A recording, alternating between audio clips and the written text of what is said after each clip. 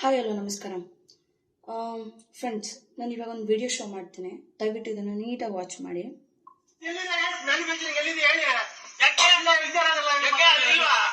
ಮಾತಾಡ್ರಿ ನೀವು plastic use ಮಾಡಬೇಡಿ ಅಂತ ಹೇಳಿದ್ರೆ ಏನಕ್ಕೆ ಮಾಡ್ತಾ ಇದ್ದೀರಾ? ಫೈನ್ ಕಟ್ರಿ ನೀವು. ಹಾಕೊಂಬೆ ತೂಕ ಹಾಕೊಂಬೆ ಎಷ್ಟಾದ್ರೂ ಹಾಕೊಂಡ್ರಿ ತೂಕ ಹೇಳಮ್ಮ. ಅದೆಷ್ಟಾದ್ರೂ ಆಗಿ ಪೊಲೀಸ್ ಕೇಸ್ ಆಗಿ ಆಯ್ತು, ಕೇಸ ಮಾಡೋಣ ಬಿಡಿ. ಮಾಡ್ರಿ ನಾನು ನೋಡಮ್ಮ ಎಷ್ಟು ಕೆಜಿ ಇದೆ ನೋಡಮ್ಮ. ಹಿಂಗ ಹೋಗ ಒಂದ್ ನೋಡ್ರ ಹೇಳ್ತಾ ಇರೋದಷ್ಟೇ ಅಲ್ಲ. ಅದಿಟ್ಟುಕೊಂಡು ಮತ್ತೆ ಇದನ್ನ ಯೂಸ್ ಮಾಡ್ತಾ ಇದ್ದಾರೆ ಅಂದ್ರೆ ಹೇಗೆ? ಕೆಜಿ ಹಾಕಿ ಹಿಂಗ ಹಾಕಿ ನೋಡೋಣ. ಅದಾದ್ರೂ ಏನು ಕೊಡಿಯತ್ತೆ ಹಾಕು ಬಿಸತ್ ರೋಡಲ್ಲಿ ಒಳ್ಳೆಯಲ್ಲ. ಹೇಳ್ತೀರಾ ಸರ್? ಇಟ್ಕೊಳ್ಳೋ ಪದ್ಧತಿಯಲ್ಲಿ ಇರುತ್ತೆ. ನಾವು ನೀವ್ ಹೇಳ್ತೀರಾ ನೀವ್ ಮಾಡ್ತಾ ಇರೋ ಪೆನ್ ಕೂಡ ಪ್ಲಾಸ್ಟಿಕ್, ಅದನ್ನೂ ಬಳಸಬಾರ್ದು. ನೀವ್ ಯಾಕೆ ಬಳಸ್ತಾ ಇದ್ದೀರಾ?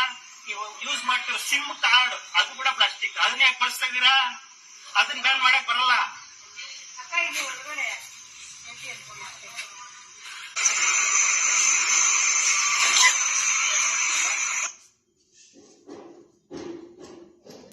ಕೇಳಿಸ್ಕೊಂಡ್ರಲ್ಲ, ಈ ಅಣ್ಣ ಹೇಳ್ತಿರೋದೆಲ್ಲ ಕರೆಕ್ಟಾಗಿ ಇದೆ. ಏನಂದ್ರೆ, ಈ ಮುನ್ಸಿಪಾಲ್ ಅವನು ಏನ್ ಬಂದಿದ್ದಾನೆ ಈ ಕಾರಲ್ಲಿ, ಅವನು ಫ್ರಂಟ್ ಡೂಮ್ ಇದೆಯಲ್ಲ, ಅದು ಸೈಡ್ ಕವರಿಂಗ್ ಆಗಿರೋದು ಕೂಡ ಪ್ಲಾಸ್ಟಿಕ್. ಇವನ್ ಯೋಗ್ಯತೆಗೆ ಮುನ್ಸಿಪಾಲ್ ಅವನಿಗೆ ಅಲ್ಲೆಲ್ಲೋ ಏನೋ ಆಗ್ತಿರೋದನ್ನ ರೈಡ್ ಮಾಡಕ್ ಆಗ್ತಾ ಇಲ್ಲ. ಆ ಏರಿಯಾದಲ್ಲಿ ಆಗಿರೋ ಸಮಸ್ಯೆಗಳನ್ನ ಬಗೆಹರ್ಸಕ್ ಆಗಲ್ಲ. ಇಂಥವ್ರ ಮೇಲೆ ಬಂದು ದರ್ಪ ದೌಲತ್ ತೋರಿಸ್ತಾರೆ. ಜನ್ಮ.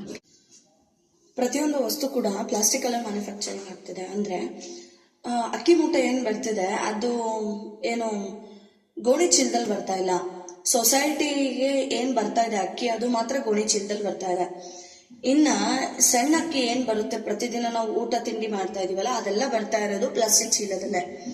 ಅದು ಬಿಡ್ರಿ, ಪ್ರತಿದಿನ ದಿನಸಿ, ಉಪ್ಪು, ಸಾಸಿವೆ ಪ್ರತಿಯೊಂದು ಕೂಡ ಏನು ಐಟಮ್ಸ್ ಗಳನ್ನ ಮನೆ ಖರೀದಿ ಮಾಡ್ತೇವೆ ಅದೆಲ್ಲ ಮ್ಯಾನುಫ್ಯಾಕ್ಚರಿಂಗ್ ಆಗ್ತಾ ಇರೋದು ಪ್ಲಾಸ್ಟಿಕ್ ಅಲ್ಲಿ. ಓಕೆ, ಇವ್ರು ಯಾಕೆ ಪೇಪರ್ ಅಲ್ಲಿ ಮಾಡ್ತಾ ಇಲ್ಲ? ಯಾಕೆಂದ್ರೆ ಫುಡ್ ಹಾಳಾಗತ್ತೆ. ಪ್ರತಿಯೊಂದು ದಿನಸಿ ಸಾಮಾನುಗಳು ಎಲ್ಲ ಹಾಳಾಗೋಗುತ್ತೆ, ಬಹಳ ದಿನ ಇರಲ್ಲ. ಅವ್ರು ಏನೇ ಕೆಮಿಕಲ್ ಹಾಕಿದ್ರು ಇರಕ್ಕಾಗಲ್ಲ. ಅವ್ರು ಕೆಮಿಕಲ್ ಹಾಕಿದ್ರು ಕೂಡ ಒಳಗಡೆ ಪ್ಯಾಕೆಟ್ ಅಲ್ಲಿ ಹುಳ ಹಿಡಿತಾ ಇದೆ. ಓಕೆನಾ? ಇವರು ಪೇಪರ್ ಅಲ್ಲೇ ಮ್ಯಾನುಫ್ಯಾಕ್ಚರಿಂಗ್ ಮಾಡೋರು ಅಥವಾ ಬೇರೆ ಏನಾದ್ರೂ ಒಂದ್ ಮಾಡೋರು ಮುಂಚೆ ಯಾಕೆ ಮಾಡ್ಲಿಲ್ಲ? ಈಗ ಬಂದ್ಬಿಟ್ಟು ಒಬ್ಬ ಸಣ್ಣ ವ್ಯಾಪಾರಿ, ಅವನೇನು ದೊಡ್ಡ ದೊಡ್ಡ ಗೋಡನ್ಗಳು ಅಥವಾ ದೊಡ್ಡ ಒಂದು 10 ಅಂಗಡಿ ಇಟ್ಕೊಂಡು ಅವನು ಚಿಕ್ಕ ವ್ಯಾಪಾರಿ. ಅವನಿಗೆ ಹೋಗಿ ದರ್ಪ ಇದೆಲ್ಲ ತೋರ್ಸೋರು ಸರಿ. ಈಗ ರೀಸೆಂಟ್ ಆಗಿ ಎಷ್ಟು ಒಂದು 2000 ನಂಗೆ ಗೊತ್ತಿರೋ ಪ್ರಕಾರ 2010 ಇಲ್ಲ 9 ಇಲ್ಲ 8 ಇಲ್ಲ 11 ಇಷ್ಟರೊಳಗಡೆ ಜಸ್ಟ್ 480 ರೂಪಾಯಿ ಇದ್ದಿದ್ದಂತಹ ಸಿಲಿಂಡರು ಈಗ 2026ಕ್ಕೆ ಅಂದ್ರೆ ಈಗ ಒಂದು 2 ವರ್ಷದ ಹಿಂದೆಯಿಂದ ಎಷ್ಟು 800 ರೂಪಾಯಿ ಈಗ 920 ರೂಪಾಯಿ ಆಗಿದೆ. ಇದನ್ನ ಹೊರಗಡೆ ಬ್ಲಾಕ್ ಅಲ್ಲೆಲ್ಲ 1500 2000 ರೂಪಾಯಿ ಮಾಡ್ತಾ ಇದ್ದಾರೆ. ಅದು ಬಿಡಿ, ಹೋಟೆಲ್ಗಳಿಗೆಲ್ಲ ಬಂದು ನೀವು ಮನೆ ಸಿಲಿಂಡರ್ಗಳನ್ನೆಲ್ಲ ಯೂಸ್ ಮಾಡಂಗಿಲ್ಲ, ಕಮರ್ಷಿಯಲ್ಲೇ ತಗೋಬೇಕು. ಕಮರ್ಷಿಯಲ್ ಕೊಡಕ್ಕೂ ಕೂಡ ಅವ್ರ ಯೋಗ್ಯತೆಗೆ ಸಿಲಿಂಡರ್ ಇಲ್ಲ. ಈ ಸರ್ಕಾರದವರು ಎಲ್ಲಾ ಮಾಡೋದು ಇವರೇ ಮಾಡ್ಬಿಟ್ಟು ಎಲ್ಲ ನೀನ್ ಹಂಗ್ ಮಾಡಂಗಿಲ್ಲ, ಇದು ಹಿಂಗ್ ಮಾಡಂಗಿಲ್ಲ, ಇದು ಆ ರೂಲು ಈ ರೂಲು ಅಂತ ಹೇಳ್ಬಿಟ್ಟು ಎಲ್ಲ ಬರ್ತಾರೆ. ದೊಡ್ಡದಾಗ ಅದು ಜನಗಳೆಲ್ಲ ನೋಡೋ ತರ ಹೈಲೈಟ್ ಮಾಡ್ತಾರೆ. ಅವರಿಗೂ ಮರ್ಯಾದೆ ಅನ್ನೋದಿರುತ್ತೆ. ಫೆನಾಲ್ಟಿ ಯಾಕೆ ಕಟ್ಬೇಕು? ಅವ್ರ ಅಪ್ಪನ ಮನೆದ ಅವ್ರೇನ್ ಫೆನಾಲ್ಟಿ ಕಟ್ಟಕ್ಕೆ? ಅವ್ರೇನು ರೆಡಿ ಮಾಡ್ಕೊಂಡು ಇದನ್ನೆಲ್ಲ ತಗೊಂಡ್ಬಂದು ಪಬ್ಲಿಕ್ ಕಲಿ ಕೊಡ್ತಾ ಇದಾರ? ಬಂದಿರೋದು ಏನಿದೆ ಅದನ್ನ ಮೂವ್ ಆನ್ ಮಾಡ್ತಾ ಇದಾರೆ. ಅದನ್ನ ಯೋಚನೆ ಮಾಡೋ ಯೋಗ್ಯತೆ ಇಲ್ದಾರೆ ಈ ಮುನ್ಸಿಪಾಲ್ ಅವರು. ಏನೋ ದೊಡ್ಡದಾಗಿ ಏನೋ ದೊಡ್ಡ ದೇಶ ಉದ್ಧಾರ ಮಾಡೋಂತರ ಇವಾಗ ಬರ್ತಾ ಇದಾರೆ. ಗುಟ್ಕಾ ಕೂಡ, ಒಂದ್ ಚಾಕ್ಲೇಟ್ ಕೂಡ ಬರ್ತಾ ಇರೋದು ಪ್ಲಾಸ್ಟಿಕ್ ಕವರಲ್ಲೇ. ಫಸ್ಟ್ ಅದು ನಿಮ್ ಕೈಲಿ ತಾಕತ್ತಿದ್ರೆ ಬ್ಯಾನ್ ಮಾಡಿಸಿ, ಜನಸಾಮಾನ್ಯಗಳ ಮೇಲೆ ದರ್ಪ ದೌಲತ್ ಮಾಡೋದನ್ನ ನಿಲ್ಸಿ. ಮೊದ್ಲು ಇದೇ ತರ ಈ ಅಣ್ಣ ಹೇಗ್ ಮಾತಾಡಿದಾನ ಅದೇ ತರ ಎಲ್ಲ ರಿಯಾಕ್ಷನ್ ಮಾಡ್ಬೇಕು. ಇನ್ನೊಂದು ಹೇಳ್ತಾ ಇದ್ದೀನಿ, ಈ ಸರ್ಕಾರ ಯಾವುದೇ ಸರ್ಕಾರ ಬಂದು ಜನಗಳನ್ನೇನು ಉದ್ಧಾರ ಮಾಡಲ್ಲ. ಜನಗಳ ಮೇಲೆ ಯಾವ ತರ ಟ್ರೀಟ್ ಮಾಡ್ತಿದ್ದಾರೆ. ಈಗ ಓಟನ್ನ ದುಡ್ಡು ಕೊಟ್ಕೊಂಡ್ಕೊಂಡ್ರು ಎಲ್ಲ ಲೇಡೀಸ್ಗಳಿಗೆ ಎವ್ರಿ ಮಂತ್ 2000 ರೂಪಾಯಿ ಅಮೌಂಟ್ ಬರೋ ತರ ಮಾಡಿದ್ರು. ಬಸ್ ಫ್ರೀ ಮಾಡಿದ್ರು. ಎಲ್ಲಾರು ಕೂಡ ಕಿತ್ತಾಡೋ ತರ ಹೊಡೆದಾಡೋ ತರ ಮಾಡಿದ್ರು. ಇವ್ರು ಇನ್ನೇನು ಮಾಡ್ಲಿಲ್ಲ.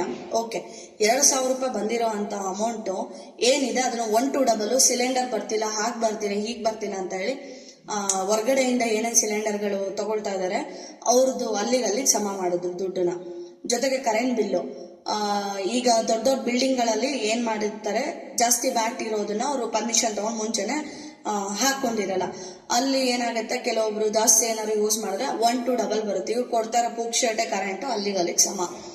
ಜೊತೆಗೆ ಬಸ್ಸು ಇಲ್ಲೇನಾಗ್ತಿದೆ, ಲೇಡೀಸ್ಗಳು ಸೀಟ್ ಅಂತ ಹೋಗಿ ಕುತ್ಕೊಂಡ್ಬಿಡ್ತಾರೆ, ಅದ್ರ ಜೊತೆಗೆ ಬಾಯ್ಸ್ ಕೂಡ ಕೂರ್ಬೇಕು, ಅವರಿಗೂ ಕೂಡ ಸೀಟ್ ಸಿಗಲ್ಲ. ಇದು ನಂಗೆ ಕೊಡಲ್ಲ, ಹಾಗೆ ಹೀಗೆ ಸಿಕ್ಕಾಪಟ್ಟೆ ಗಲಾಟೆಗಳೆಲ್ಲ ಆಗಿದೆ. ಇನ್ನು ಮುಂದೆ ಎಲ್ಲ ನಿಲ್ಬೇಕು. ಒಂದ್ ಹೇಳ, ಈಗ ಪ್ಲಾಸ್ಟಿಕ್ ಅಂತ ಬಂದು ಇವಾಗ ರೈಡ್ ಮಾಡ್ತಾ ಇದ್ದಾರೆ, ಸರಿ. ಈಗ ಮೊನ್ನೆ ಬ್ಲಾಕ್ ಅಲ್ಲೆಲ್ಲ ಸಿಲಿಂಡರ್ಗಳನ್ನೆಲ್ಲ ಒಳಗೇನೆ 3,000, 6,000 ರೂಪಾಯಿ, 6,500 ರೂಪಾಯಿ ತನಕ ಕಮರ್ಷಿಯಲ್ ನ ಸೇಲ್ ಮಾಡಿದ್ರು. ಅಲ್ಲಿ ಬರ್ತಿರೋದೇ ಇಷ್ಟು ಅಷ್ಟು ಎಲ್ಲ ಸುಳ್ಳು. ಇವರೆಲ್ಲ ಮಾಡಿರೋದು ಇದೇ ತರ ಸ್ಕ್ಯಾಮ್. ಈಗ ಪ್ಲಾಸ್ಟಿಕ್ ಕವರ್ಗೆ ಅವ್ರಿಗೆ ಪಾಪ ಹೋಗಿ ಅಷ್ಟು ದೊಡ್ಡದಾಗಿ ದಬ್ಬಾಳಿಕೆ ಮಾಡೋರು. ಮೊದಲು ಅವ್ರು ಥಿಂಕ್ ಮಾಡ್ಬೇಕಾಗಿರೋದು ಏನಂದ್ರೆ, ಈಗ ಇವನು ಒಂದು 2 kg ತೂಕ ಇರೋದನ್ನ ಕೊಡ್ಬೇಕು. ಈಗ ಮನೆಯಿಂದ ಚೀಲ ತಂದ್ರೆ ಕೊಡ್ತಾರೆ. ಈಗ ಇಲ್ಲ ಅಂತ ಹೇಳೋದು ಯಾವ್ದ್ರಲ್ಲಿ ಕೊಡ್ಬೇಕು? ಕೈಯಲ್ಲಿ ಕೊಡಕ್ಕಾಗತ್ತಾ? ಇಲ್ಲ ಸೆರ್ಗಲ್ಲಿ ಕೊಡಕ್ಕಾಗತ್ತಾ? ಇಲ್ಲ ಅಲ್ವಾ? ಸೊ ಅವ್ನು ನಾರ್ಮಲ್ ಆಗಿ ಯೂಸ್ ಮಾಡ್ತಾ ಇದ್ದಾನೆ. ಈಗ ಪ್ಲಾಸ್ಟಿಕ್ ಇಟ್ಕೊಳಂಗೆ ಇಲ್ಲ ಅಂದ್ರೆ ಪ್ಲಾಸ್ಟಿಕ್ ಫುಲ್ ಬ್ಯಾನ್ ಆಗ್ಬಿಡ್ಬೇಕು. ಅವ್ರು ಈಗ ಒಂದು ಪಾತ್ರೆ ತಗೊಂಡೋಗಂದ್ರೆ ಜನಸಾಮಾನ್ಯರು ಅದನ್ನೇ ಮಾಡ್ತಾರೆ, ಮುಗೀತು. ಯಾಕೆಂದ್ರೆ ಅವ್ರಿಗೆ ಬುದ್ಧಿ ಇಲ್ಲಲ್ಲ. ಈಗ ಬುದ್ಧಿ ಇಲ್ದಲೇ ಇರೋದಕ್ಕೆ ಅಲ್ವಾ ಈಗ ಪ್ಲಾಸ್ಟಿಕ್ ಅವರೆಲ್ಲ ತರ್ತಾರೆ. ನಾನು ಹೇಳಕ್ ಬಂದಿರೋದಿಷ್ಟೇ, ಯಾವುದೇ ಅಂಗಡಿಗಳಿಗೆ ಹೋಗಿ ನೀವು ಇದನ್ನ ಯೂಸ್ ಮಾಡಂಗಿಲ್ಲ, ನೀವು ಅದನ್ನ ಯೂಸ್ ಮಾಡಂಗಿಲ್ಲ ಅಂತ ಹೇಳೋಕ್ಕಿಂತ ಮುಂಚೆ, ಇದು ಮ್ಯಾನುಫ್ಯಾಕ್ಚರಿಂಗ್ ಆಗಿರೋದ್ರಿಂದ ಈ ಮಾರ್ಕೆಟ್ ಅಲ್ಲಿ ಮೂವಿಂಗ್ ಆಗ್ತಾ ಇದೆ. ಇದು ಮ್ಯಾನುಫ್ಯಾಕ್ಚರಿಂಗೇ ಆಗಿಲ್ಲ ಅಂತ ಹೇಳೋದಾದ್ರೆ ಗ್ರಾಹಕರು ಯಾಕೆ ಇದನ್ನ ಸೇಲ್ ಮಾಡ್ತಾ ಇದ್ರು? ಕರೆಕ್ಟ್ ಅಲ್ವಾ?